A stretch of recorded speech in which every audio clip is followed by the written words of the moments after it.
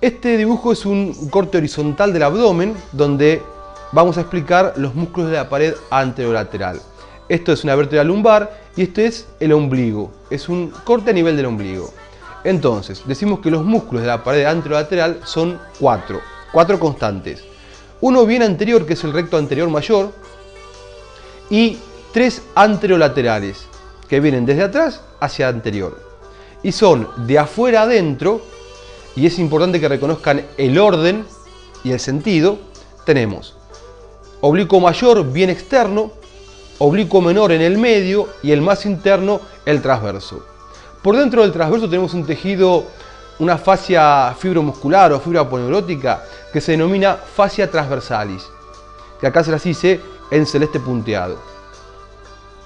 Muy bien, recto anterior mayor del abdomen. Son dos músculos, derecho e izquierdo. Es un músculo que a manera de columna baja desde el reborde costal, desde las costillas, desde los cartílagos costales 5, 6 y 7 y el apéndice sifoides a la espina del pubis.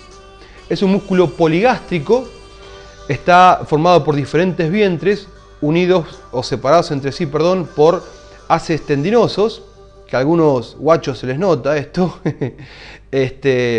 Bien, a nivel del pubis se inserta por medio de dos pilares, pilar interno y pilar externo.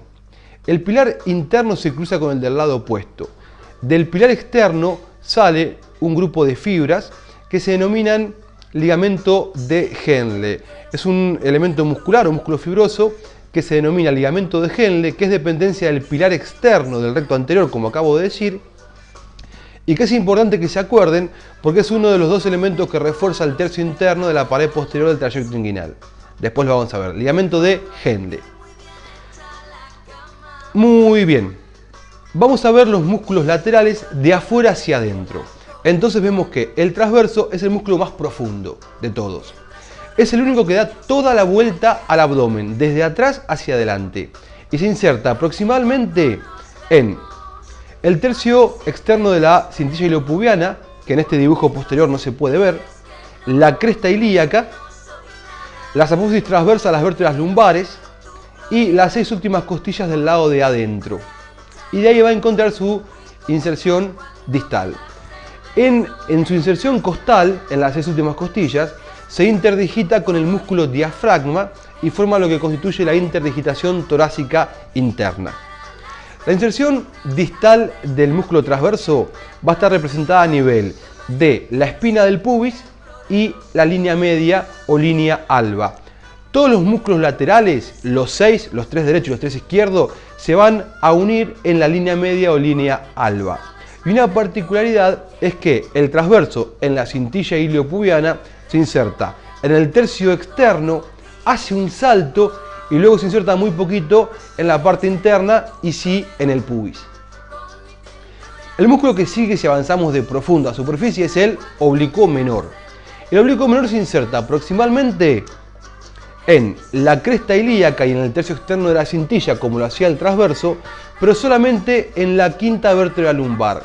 De ahí se dirige hacia arriba y hacia afuera y hacia adelante a manera de abanico y termina distalmente en la línea media, las 3 últimas costillas y el pubis. Acá lo vemos.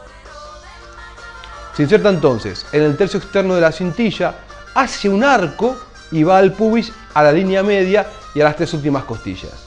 Si comparamos la disposición de fibras del transverso con el oblicuo menor, vemos que hay hacia atrás son diferentes. ¿Por qué? Porque el transverso ocupa toda la extensión y el oblicuo menor no, solo el triángulo inferoexterno.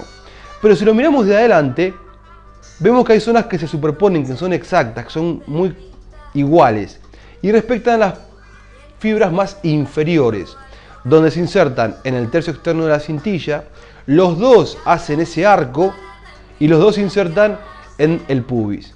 Entonces, a esto se denomina tendón conjunto, que muchos anatomistas lo niegan, no lo reconocen, otros sí hablan de tendón conjunto. Entonces, si hablamos de tendón conjunto, ¿qué es? Es la parte más inferior de la porción anterior y distal del oblicuo menor y el transverso, a nivel del trayecto inguinal. Y por último tenemos el oblicuo mayor.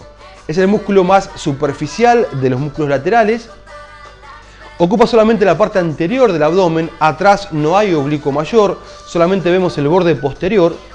Y decimos que su inserción proximal está representada en las 6 últimas costillas, donde se interdigita con el serrato mayor y forma la interdigitación torácica externa, y en la cresta ilíaca.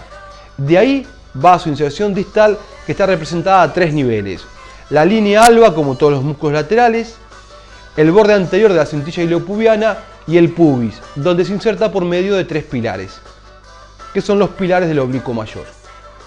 Entonces, inserción distal del oblicuo mayor, línea alba, el pubis por medio de 3 pilares y el borde anterior de la cintilla iliopubiana. Importantísimo acordarse dónde se inserta el oblicuo mayor a nivel de la cintilla iliopubiana. Lo hace en todo el borde anterior, con el cual mezcla fibras y forma lo que se denomina ligamento de Henle, igual que el que vimos hoy, pero otra cosa. Se llama igual, pero es otra cosa. El ligamento de Henle es un grupo de fibras común entre el oblicuo mayor y la cintilla iliopubiana, pero no nos quiero complicar con eso.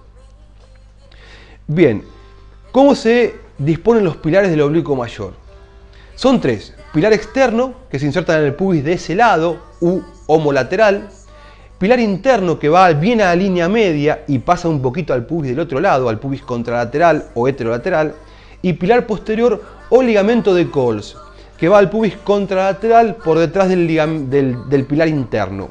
El ligamento de Coles es importante que nos acordemos, igual que nos acordamos del ligamento de Henle, que es expansión del pilar externo del recto anterior. ¿Por qué? Porque son los 2 elementos que van a reforzar el tercio interno de la pared posterior del trayecto inguinal. Cuando veamos trayecto inguinal lo vamos a repetir esto.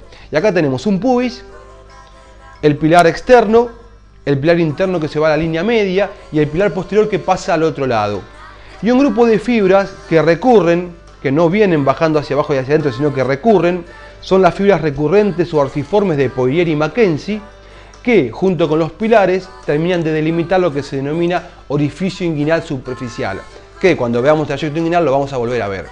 Gente, acá vemos, no, me quedaba esta diapo, acá vemos los músculos laterales desde atrás. Tenemos, ocupando todo el espacio y por dentro de las costillas, el transverso, ocupa toda la parte posterior. Si avanzamos hacia la superficial, el oblicuo menor, solamente un triángulo. Y más superficial todavía vemos el oblicuo mayor, del cual solamente asoma el borde posterior.